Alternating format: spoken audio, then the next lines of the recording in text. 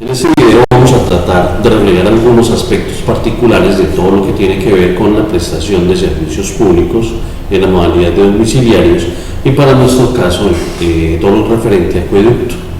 En ese orden de ideas tendríamos que tomar el primer artículo de la Constitución para poder ir concatenando todos aquellos elementos que necesitamos.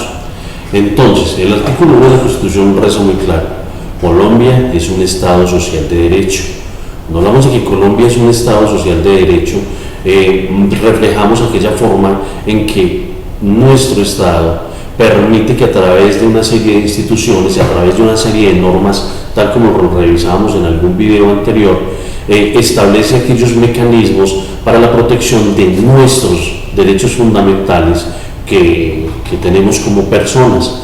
Y eso es completamente inviolable y es el Estado precisamente el que debe vigilar que esos derechos fundamentales que como colombianos tenemos se cumplan a cabalidad. Seguidamente parece que, Colombia es un Estado social de derecho organizado en república unitaria.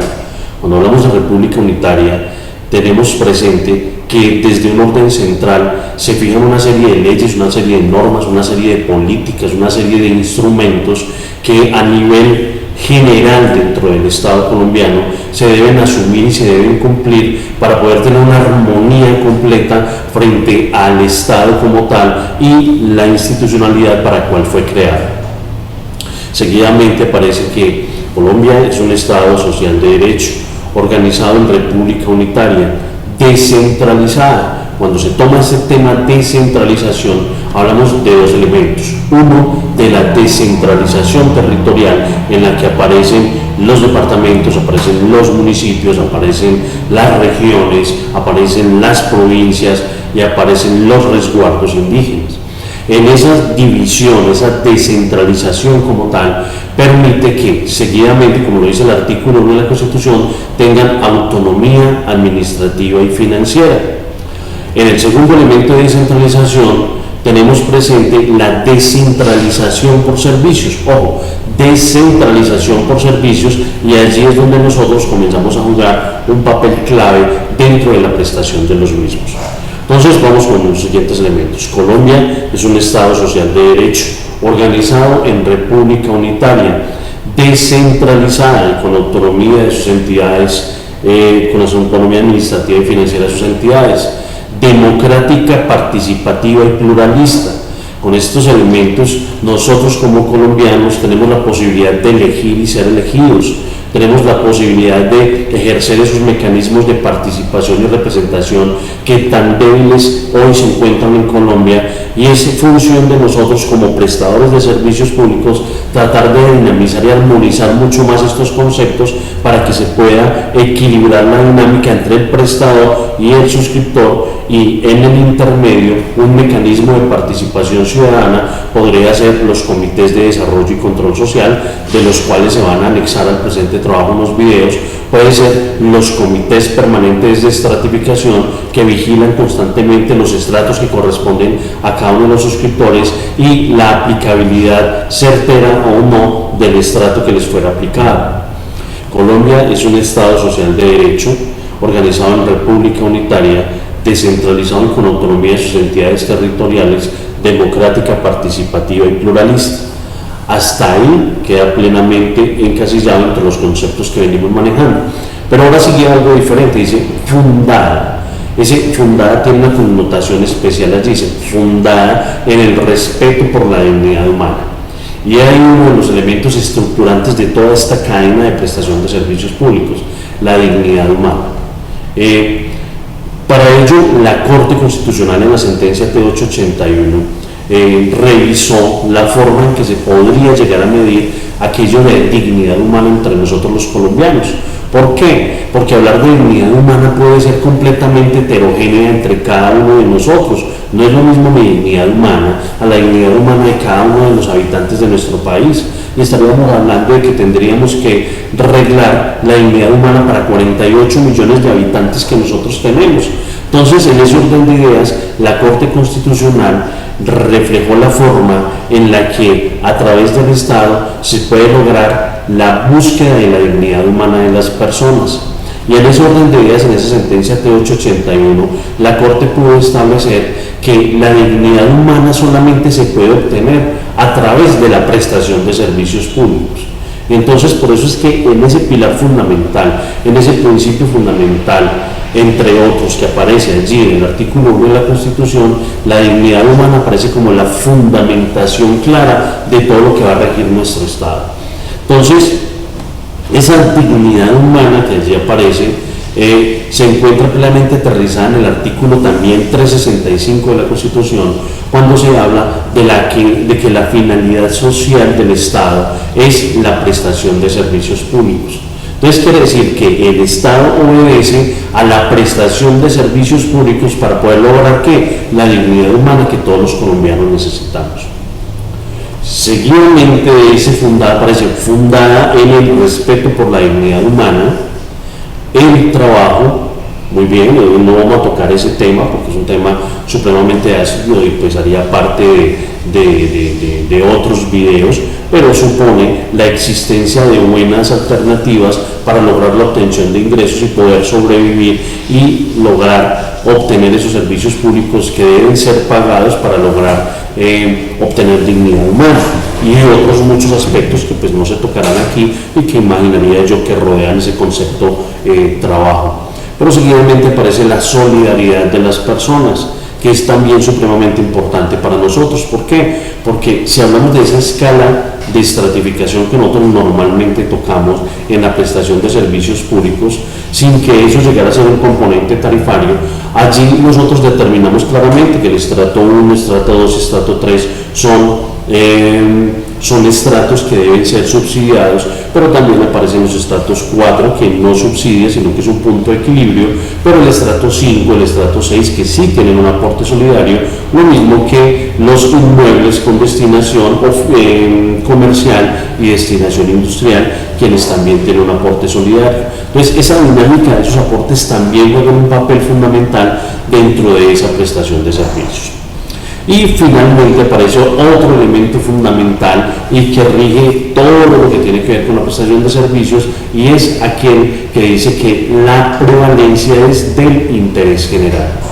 Entonces allí nos queda evacuado por completo todo lo que tiene que ver con el artículo 1 de la Constitución, pero vamos a mirar cómo es que ese artículo 1 de la Constitución se dinamiza con la prestación de servicios públicos. Entonces, comencemos por entender lo siguiente.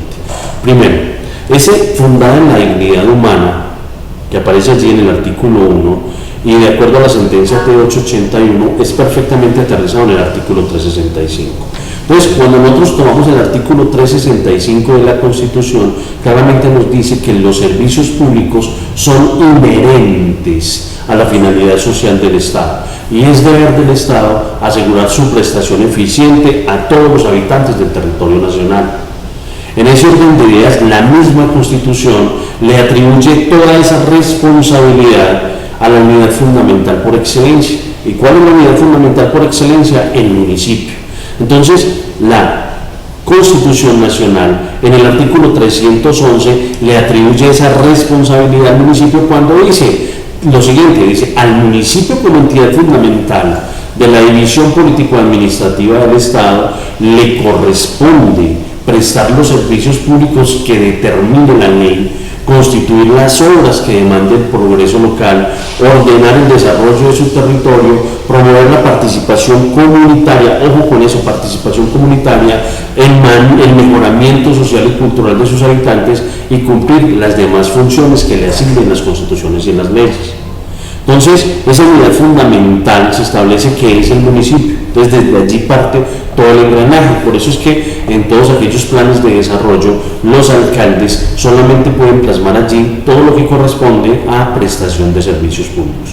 Pero entonces aquí es claro, y nosotros tenemos que tratar de analizar unos aspectos. ¿Y cuáles son? Uno, cuando hablamos de prestación de servicios públicos no nos referimos solamente a acueducto, alcantarillado y aseo o energía eléctrica.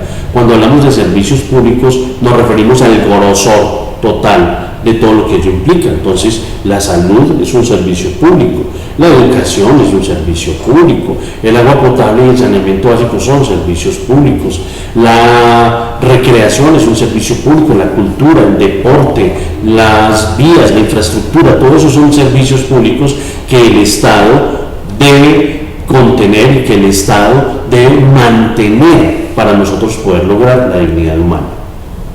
Pero también es cierto que en ese artículo 365 de la Constitución Política, en donde se establece que la responsabilidad de la prestación de servicios públicos es del municipio, no quiere decir con lo anterior que el municipio, basado en ese principio fundamental de la descentralización, y donde podemos obtener la descentralización por servicios, se pueda acoger en lo siguiente. En el siguiente párrafo seguido, el artículo 365 explica lo siguiente, dice: los servicios públicos estarán sometidos al régimen jurídico que fije la ley. Podrán ser prestados por el Estado directa o indirectamente, por comunidades organizadas, que ahí es donde ustedes juegan un papel importante, por los particulares. O sea, aquí ya tenemos solo 3 elementos de prestación del servicio. Entonces, el municipio puede prestarlo en forma directa o indirecta. Las comunidades organizadas pueden congregarse para prestar el servicio público y el privado también puede participar de ese mercado para prestar un servicio. En ese orden de ideas dice a renglón seguido que en todo caso, ojo con esto, que esto es fundamental y esto definitivamente ustedes, comunidad organizada, deben tenerlo muy claro, y es algo que se nos está desdibujando de acuerdo al proceso que venimos marcando. Dice: en todo caso, el Estado mantendrá la regulación, el control y la vigilancia de dichos servicios.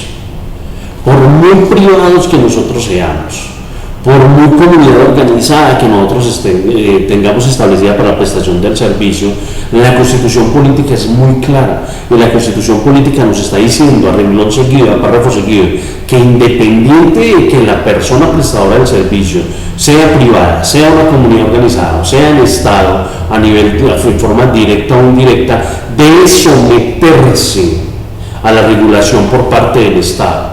De consiguiente, nosotros no podemos hacer nada diferente a lo que el Estado nos mande frente a la prestación de los servicios públicos. En el artículo 370 de la Constitución llega y sabiamente se crea la Superintendencia de Servicios Públicos Domiciliarios, cuando dice: corresponde al presidente de la República señalar con sujeción a la ley las políticas generales de administración y control de la eficiencia en los servicios públicos domiciliarios y ejercer por medio de la Superintendencia de Servicios Públicos Domiciliarios el control, la inspección y vigilancia de las entidades que los presten. Quiere decir que nosotros partimos para la prestación del servicio de principios constitucionales. Vuelve y juega la dinámica del reloj. En ese reloj que proponíamos para la explicación general de todo lo que tiene que ver con la Constitución, hay unas piezas pequeñas. Esas piezas pequeñas son las que estamos reseñando acá. El artículo 1 es una pieza pequeña, el artículo 365 es una pieza pequeña, el artículo 311 es una pieza pequeña, el artículo 370 se convierte en una pieza pequeña. Todas esas piezas pequeñas logran un engranaje superior para poder que haya una dinámica funcional en la prestación del servicio público de acueducto. Por eso nosotros por nada del mundo nos podemos salir de ese concepto. En ese orden de ideas queda plenamente establecido que por mucho que nosotros queramos trabajar en la forma de comunidad organizada, la prestación de un servicio público, no podemos salirnos en ningún momento conforme a las delimitaciones y las exigencias que la norma promueve.